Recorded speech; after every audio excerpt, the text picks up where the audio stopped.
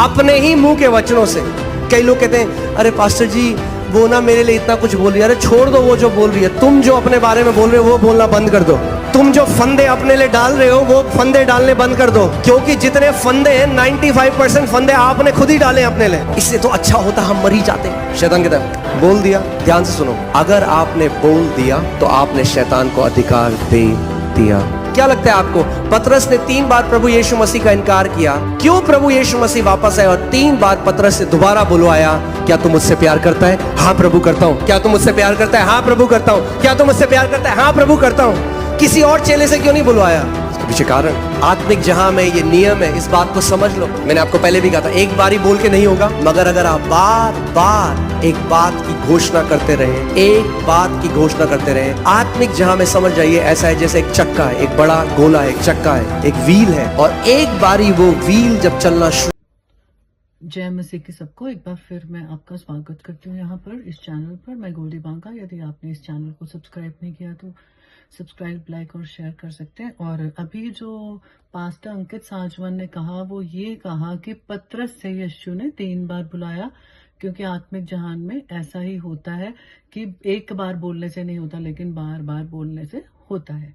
Okay, वो already मैं आप कवर कर चुकी हूँ, लेकिन यहाँ पर जो मैं मेन चीज आपको बताना चाह रही हूँ कि जब यीशु ने पतरस से बुलवाया, एक्चुअली ऐसा नहीं कि उनसे बुलवाया कि बोल बोल, क्वेश्चन किया, it's a question, do you love me?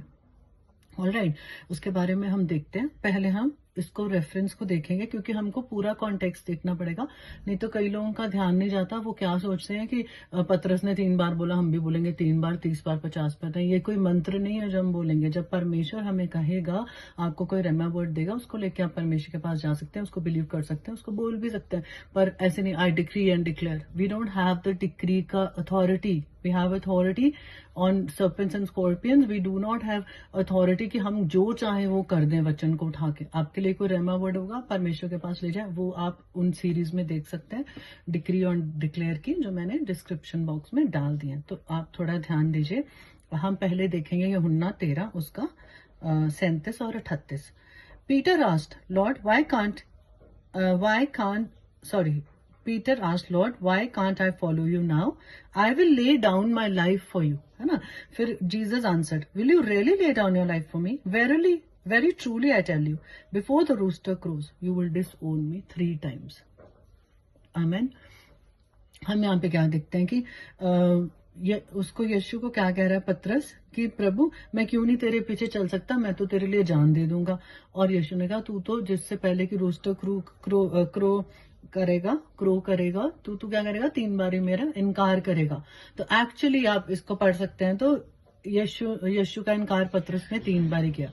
जो पतरस था वो एक्चुअली एक्साइटेड रहता था, है ना, जीसस मैं तेरे लिए कर दूंगा, जीसस मैं तेरे लिए वो कर दूंगा। उसकी विल के अगेंस्ट जाके किसी से लड़ाई भी करना चाह रहा था, लेकिन क्या करता था? एक्साइटेड रहता था। But yes he had a willingness to serve God. उसके अंदर एक विलिंगनेस थी कि जीसस को प्रभु को मुझे सर्व करना है ना। लेकिन प्रभु उसको कुछ बातें समझाते सिखाते जा रहे थे। एक बार आपने वो भी पढ़ा होगा कि प्रभु ने क्या कहा उसको कि मैं तेरे लिए प्रार्थना करूंगा क्योंकि सेटन ने तुझे शिफ्ट करने के लिए तैयारी की है, मतलब सेटन तुझे भरमाएगा, है ना। तो इस तरह की चीजें हमें देखनी है कि कहां से बात आई और क्यों हुई। तो यहां पर हम क्या देखते हैं कि यीशु ने कहा कि तू तो मेरा इनकार करेगा। अब जब हम 21 में जाते हैं जॉन का, ये मैंने आपके साथ जॉन पढ़ा 13 का 37, 38। अब मैं पढ़ने जा रही हूँ आपके साथ जॉन 21 में हम देख लेते हैं इसको। 15 से 17 तक देख लेते हैं। Okay. When they had finished eating, Jesus said to Simon Peter, Simon, son of John, do you love me more than these? Yes, Lord, he said, you know that I love you. Question क्या था कि do you love me more than these, है ना। Do you love me is the basic thing here.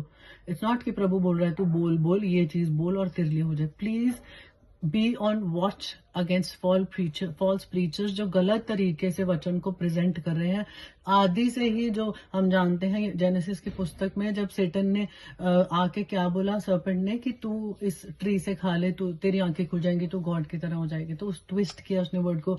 Jesus के पास शैतान आया, उसने twist किया वर्ड को। अपने बाइबल को आप अच्छे से जानिए ताकि जब शैतान आए वचन से सामना कर पाए क्योंकि वो दूसरी तरीके से प्रेजेंट करेगा। बोल तो वो सच ही रहा था यीशु को, लेकिन वो थोड़ा ट्विस्ट करके प्रेजेंट कर रहा था ताकि यीशु क्या हो जाए, टेम्प्ट हो जाए।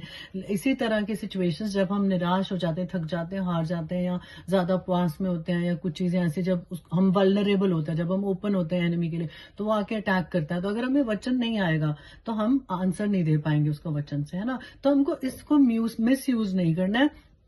मेरा भाषण था, हम क्या देखते हैं कि जब यीशु ने हर बार उत्तर दिया वचन से, है ना, तो वचन जानना जरूरी है। वचन आपके अंदर तक तो हो, आपको समझ हो कि ये क्या कह रहा है और मुझे क्या कहना है, और ये क्या कह रहा है और इसको मुझे बिलीव नहीं करना है एनिमी को, है ना। तो वहां पे वचन बहुत समझ से काम आता है, क्योंकि वही क्या है, आत्मा की तलवार है। लेकिन अब हम यहाँ पे अगर वापस आते तो हम क्या देखते हैं कि यीशु ने पूछा और उसने 3 बार जवाब दिया। आप नीचे चले जाते हो, बार बार जवाब देता जा रहा है। मैं पूरा ही पढ़ देती हूँ आपके लिए।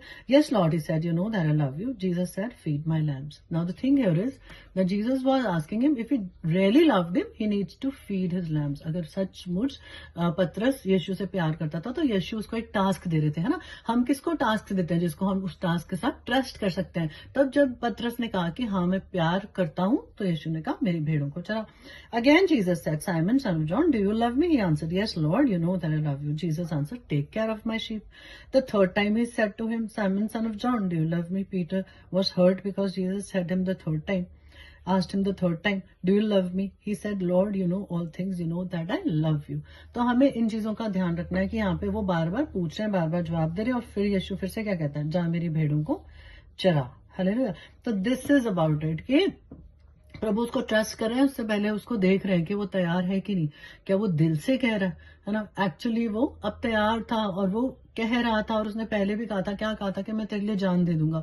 तो कहना एक बात होती, करना एक बात होती है। तो यीशु ने उसको कहा कि अगर सच में तू प्यार करता है, और एक्चुअली वो उसको उस चीज को कैसे प्रूव करना था कि तू मेरी भेड़ों को खाना खिला, फीड माई शीप, है ना। वही काम हमें दिया जाता है कि परमेश्वर चाहता है कि हम भेड़ों की रखवाली करें, हम अपने फ्लॉक की रखवाली करें। जिन लोगों को प्रभु ने हमारी केयर में दिया, हम उनकी केयर करें, है ना। ना कि हम उनको कोई डिस्टॉर्टेड वर्ड प्रेजेंट करें कि घुमा फिरा के, क्योंकि हमें आज्ञा नहीं कि हम वर्ड में कुछ तोड़े मरोड़े या ऐड करें, है ना। तो इस करके यहाँ पे ध्यान दीजिए, ये बिल्कुल भी वचन वो नहीं है कि वो बोल रहा है, कोई ऐसा वो बोल रहा है, आप खुद पढ़िए इसको, ठीक है। क्या वो ऐसे बोल रहा है कि मेरे लिए हो जाए, वो उसको जवाब दे रहा है 3 बार। तो इसको बहुत मिसयूज किया गया है स्क्रिप्चर को। तो प्लीज आप पूरे कॉन्टेक्स्ट को देखिए, जैसे पहले कि आप किसी चीज को बिलीव करें। फिर प्रीचर मैं हूं या पास्टर अंकित साजन या कोई और, तो ध्यान दीजिए आप लोग, ठीक है। तो एक्चुअली जब पीटर ने इस विलिंगनेस को एक्सप्रेस किया था ना कि मैं तेरे लिए जान दे दूंगा, तो Jesus was actually testing him. It's not nothing